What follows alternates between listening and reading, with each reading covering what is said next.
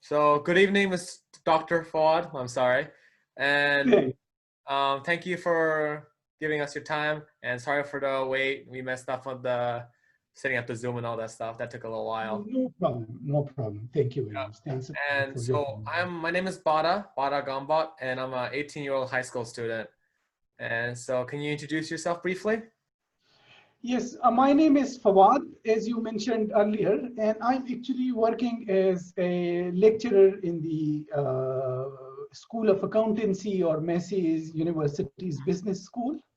Yeah. And you are aware that Massey University is located at 3 places in New Zealand. Our main campus is in Palmerston North, and then we have one large campus in Auckland, and one is in small campus is in Wellington. And we are aware that there are 8 universities in New Zealand, so Massey University is one of them. I see. So you're originally from Pakistan, am I right? Yes, I'm originally from Pakistan. So tell us a little bit about the kind of culture, or like the people about Pakistan. Right. Now, Pakistan is actually, there are 4 main provinces, or we can call them 4 states. Yeah. Now, each state is kind of different in terms of language, and there is a little difference in culture as well. Yeah. But generically speaking, there is a broader culture which we share, but there are smaller ethnicities. Besides those 4 larger ethnicities, there is one federal part as well. We call that, which is administered by the federal government. So that's separate from those 4 provinces, even though those federally administered areas are now kind of part of the provinces, but one federally administered is still kind of in close connection with federal government, but that's we can call it a province. So now 5 parts of the country. Yeah. And as far as the landscape is concerned, that's also quite diversified. So we have one place you will have minus 20 degrees, and at the other you will have plus 40 degrees. So there is a bit of a variation in landscape and weather as well. Yeah. I see. So how is is English like an important thing? Is it taught at school, or is it just a normal second language, or how does that work?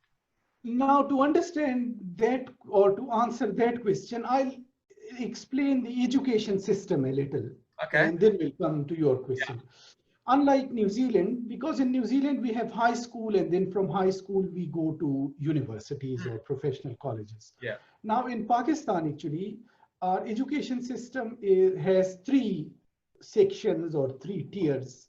One is the high school or school, which is until 10th grade. And then from 10th, we have a transition or intermediate system, which is called college. So we spend 2 years in college, and then from college, we go to universities or professional schools. I see. Okay. Now, as far as the language of education or the medium of instruction in schools or colleges, in colleges and universities is concerned, that's 100% English. I see. But in schools means until our grade 10, we have actually 2 tiers. The education system, those schools are either managed by government or by private sector. Yeah. Now the private sector schools are all English medium. So all of the medium of instruction is English, except one subject, which is our national language, Urdu. So we have a compulsory Urdu in schools then. But if it's government managed, then the medium of instruction is Urdu for rest of the subjects, but we have one compulsory subject, and that's English. Yes. So which means until 10th grade, we have one English, we go through one course in each class, and then it becomes 100% English. Okay, so it's pretty prevalent compared to like Mongolia. So in Mongolia, English is like a subject that you can like choose to do. I see, right. and it's basically it's very it's very like a beginner level English, and you learn how to write, read, and listen, but there's not a lot of speaking. And Right. yeah, because you'll be Now, there can be actually a reason for that. hmm. And that reason is because Pakistan was a British colony. So uh, we still have a yeah, I British, see. that British Yeah. influence. Maybe Mongolia, my assumption is that Mongolia wasn't, right? No, it wasn't. Yeah, so that may be the reason. It was more of a Russian colony, but we don't have to talk about that now. Yeah. So Pakistan, is it a third world or a first world country? It's actually, you can call it a developing country. Ah, So part of it's a third world country in simple words. Yeah. so like how is life there? Like is it as just compared to like New Zealand? Uh, well, there isn't any comparison because the way of life is quite different. I see. But it's. I was recently a couple of months back. I spent 1.5 months in Pakistan. Yeah. So there is, and I was visiting the country after 4 or 5 years, Yeah. 4 years. Hmm. Now I saw heaps of development Oh, that's good. in the country. So the lifestyle maybe not as good as or as convenient as we have in New Zealand. Say electricity, there is still a part in some hours we don't have electricity in Oh, larger parts of the country, even though capital city and larger cities are well equipped in that terms. So that's one part. Rest of the like road infrastructure is quite good, not as good as New Zealand, though cities are well developed, but countryside is not that kind of not well there. developed Meaning. as we have in New Zealand.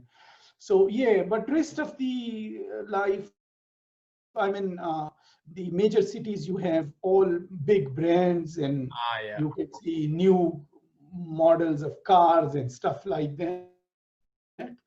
And so there is a difference. Maybe larger cities, you Yeah. can compare it with developed parts of the Ah, world, yeah. I see. but our rural areas probably lagging behind the I see. rural areas of this Yeah. part of the world. I can definitely relate because when I went back to Mongolia like last year, so I haven't been there for like a good 2 or 3 years, same as you. Right. And when I come in there, like it was a lot more, I guess, yeah, it's more developed than when I first left. You know what I mean? There was a lot like Yeah, that's more like true. more trendy, more brand stuff, and there's a lot more high tech stuff, buildings and stuff.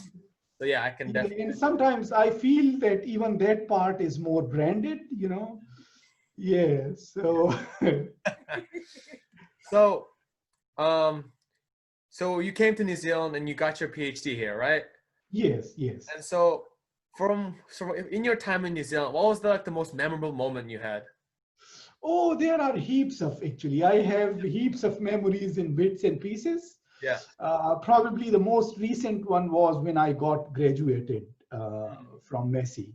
Yeah. And I had to travel all the way from Auckland to Palmerston North to Yeah. get my degree. And that was a road trip with my family. Yeah. So that is one of the kind of memorable time. There are others, obviously, when your mom and me and Shaheen, Dr. Shaheen, I assume he had an interview with you last week. Yeah.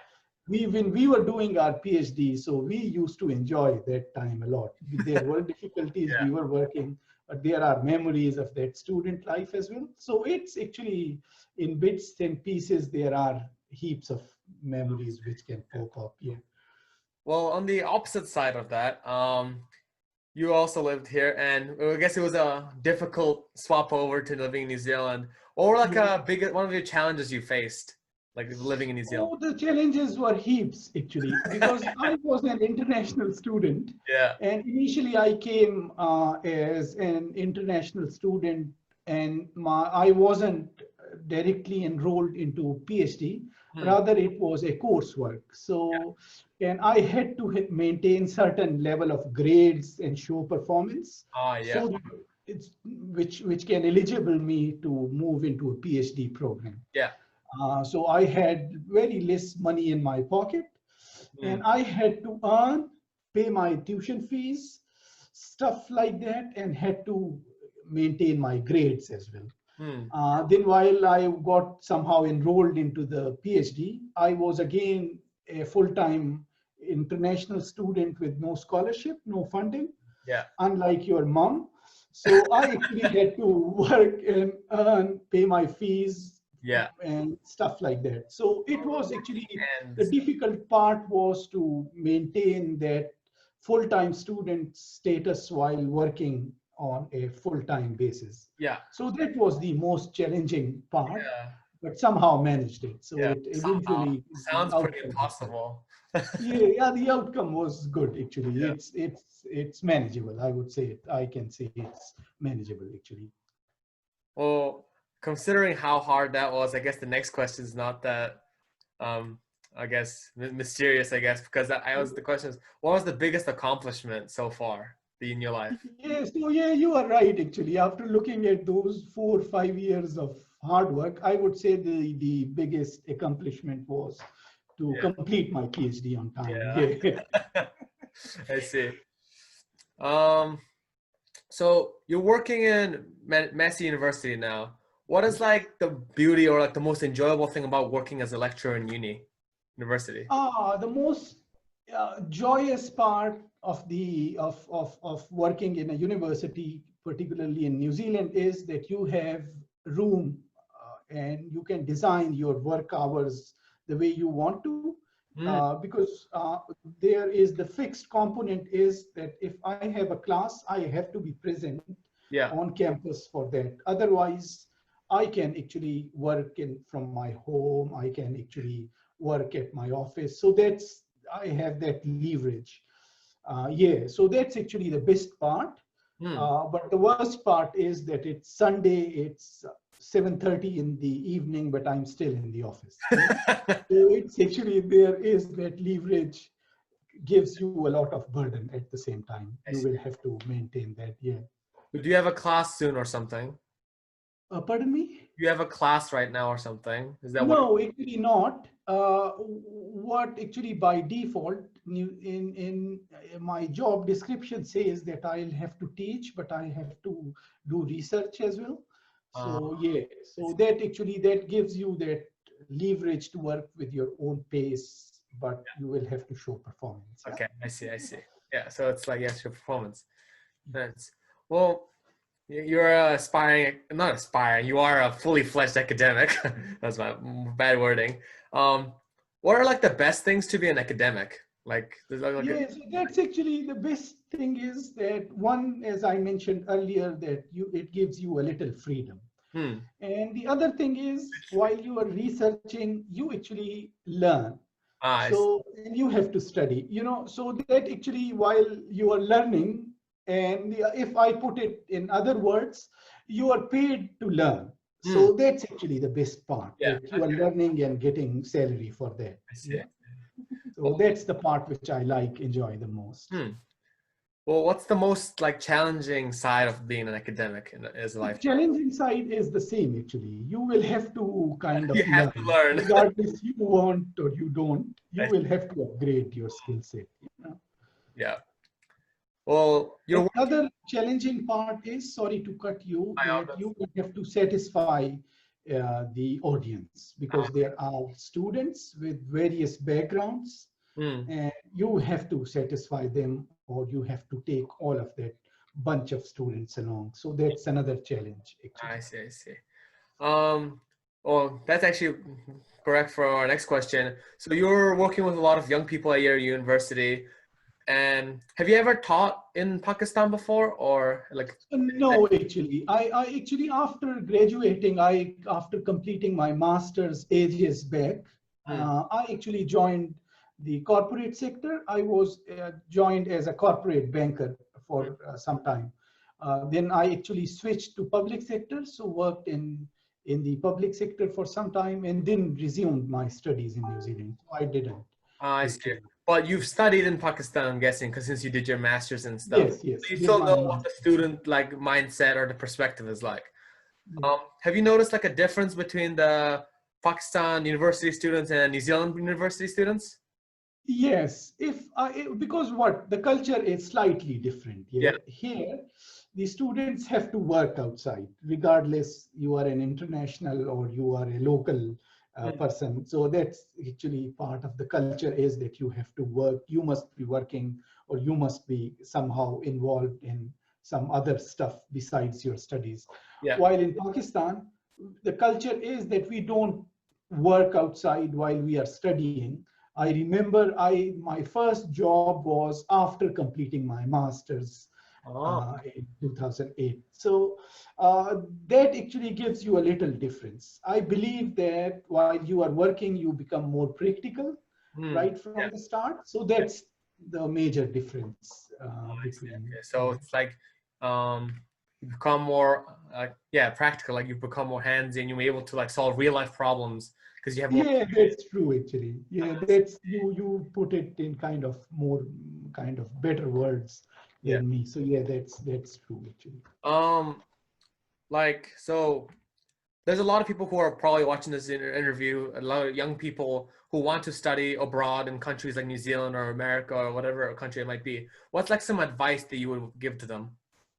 Oh, yeah. Now, I would actually encourage people to come and explore New Zealand because, like I mentioned earlier, I was an international student. I was working on self-finance. I was studying on self-finance, but somehow I managed Yeah. to study, complete my studies, and work outside. So that's one aspect. And the other aspect is the people of New Zealand, because I can recall those difficult days when I was searching for my jobs and stuff. Yeah. Now, I found the people very, very supportive. So that's another best part of New Zealand, that people are very friendly, very supportive, and the weather is quite mild. You know, it's not as harsh as in some parts of the world. Besides that, it's beautiful. It's amazing. It's you go 2 kilometers from your home, wherever you are living, and you will find a very beautiful scenery or maybe a beach and stuff like that. So Definitely. it's beautiful. It's amazing. It's an amazing place. Yeah. Yeah. The nature and like the wildlife is very amazing here. True. True. I remember like going out the airport and just seeing grass at the airport, and I was like, that's kind of insane. True that. Exactly. Yes. True. True. Yeah, so I'm a high school student. I'm a last year high school student, and you know it's at this time of my life I start thinking about my life choices. What am I gonna do? And I've spent the last 10 or 12 years of my life, you know, focused on school. Gotta do well. Gotta get A's. Gotta get excellences and all that stuff. And then now recently, this whole new world of business came to mind, and it seems pretty interesting. For you, you chose the academic path. Why? Like, what was the reason for choosing the academic life? Oh, no, actually, as I mentioned earlier, I actually started my career as a banker, and then I switched to public sector, and then actually I came to academia, started my studies, and then now, actually, I switched my banking career because I was kind of quite unhappy with the way we proceed. It's actually kind of a very routine life where you have a set pattern. You go sit in your office, meet clients, sell them those credit products, blah blah. Now it's the same actually. So I got bored after working for almost 2 years. Then I joined the public sector, and the story was even more difficult because while doing your routine tasks, you will have to manage your bosses, and you will have to manage sometimes some political pressures and stuff, because in the developing parts, the work environment is slightly different than this part. So I came to know that even that life is, even though it's routine, but the pressures which we face are making that routine life even a little difficult. Now in academia, actually, as I mentioned earlier, that you are paid to learn. So that's the best part in this job. Yes. Yeah. Sorry. Pardon? Always something new to learn. Yeah, exactly. Yes. Exactly. Yes. So you actually working, learning. You are working on new tasks. stuff like that. And you actually work as you mentioned earlier, that you meet young people, energetic people, amazing people actually. So we learn from them as well, and working with them is also kind of a joy, sometimes. So that's another thing which kind of push me to be in the academia. I think your answer is very similar to Dr. Shaheen's as well, because he was also talking about how he's like, there's always growth, you're always changing, you're always learning new things, so it never gets boring. Exactly. Yeah. That's true. That's true. Yep. That's true. Yeah. I'm starting to understand why people get into the more academic part of life, just from 2 interviews at this point. True that. Yep. True. So thank you for your time, Dr. Thanks a lot. Thank you. And it was really nice talking to you, and I learned a lot, actually. Thanks. Thank you very much for your time, rather. Thanks a lot. Have a great rest of the day. Yep. Good night.